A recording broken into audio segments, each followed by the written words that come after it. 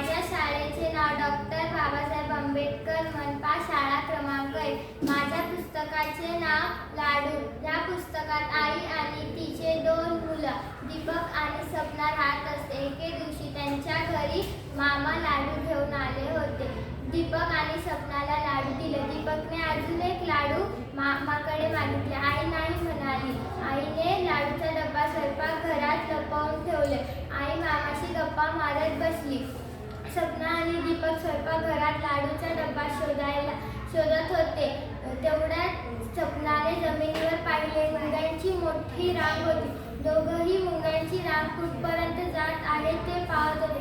मुंग्यांची रांग लाडूच्या डब्यापर्यंत गेली. दोघंही लाडू आनंदाने खाऊ लागले. या गोष्टीवरून असे समजते की आपण कोणतीही गोष्ट सतत केली की तिचा